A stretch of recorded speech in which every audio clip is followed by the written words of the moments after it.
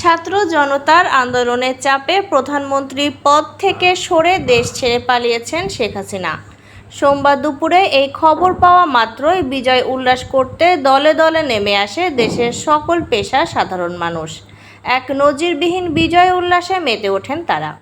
আর এই অর্জনকে তারুণ্যের বিজয় বলেই মনে করেন ঢাকাই সিনেমা চিত্রনায়ক সিয়াম আহমেদ।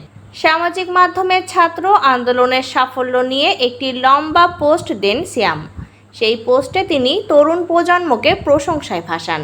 সিয়াম লেখেন, প্রিয় তারুণ্য, তোমরা এক অভূতপূর্ব আন্দোলনের মাধ্যমে ইতিহাস তৈরি করেছ। নতুন এক বাংলাদেশের স্বপ্ন দেখছি আমরা। কিন্তু আজ বিকাল থেকে এখনো পর্যন্ত যেসব ঘটনা দেখছি তা ভীষণ ভীষণ দুঃখজনক। কিছু পরামর্শ জানিয়ে সিয়াম লেখেন, এখন আমাদের অনেক দায়িত্ব, আমাদের কাজ এখনও শেষ হয়ে যায়নি। প্রতিটি ধর্মাবলম্বী মানুষ আমাদের কাছে সমান গুরুত্বপূর্ণ। এই বাংলাদেশ মুসলমানের, এই বাংলাদেশ হিন্দুর, এই বাংলাদেশ বৌদ্ধ খ্রিস্টান সবার। এদেশের কারো বাসায় আগুন দেওয়া যাবে না। যারা এসব করছে তারা নিঃসন্দেহে দুর্বৃত্ত, তাদের প্রতিহত করতে হবে। মহল্লায় মহল্লায় আমাদের সবাইকে সজাগ হতে হবে। অভিনেতা আরও লেখেন, থানায় আক্রমণ করবেন না প্লিজ।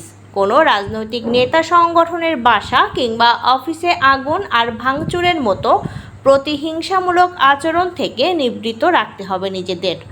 গণমাধ্যমগুলোর অফিসে আক্রমণ করবেন না। সবাই সবার লিমিটেশন মাথায় রেখে যথাসাধ্য চেষ্টা করেছে। কোনো ভাস্কর্য ভাঙবেন না। আমাদের আরও সভ্য হতে হবে, উদার হতে হবে, মানবিক হতে হবে, দেশের সম্পদ রক্ষা করতে হবে।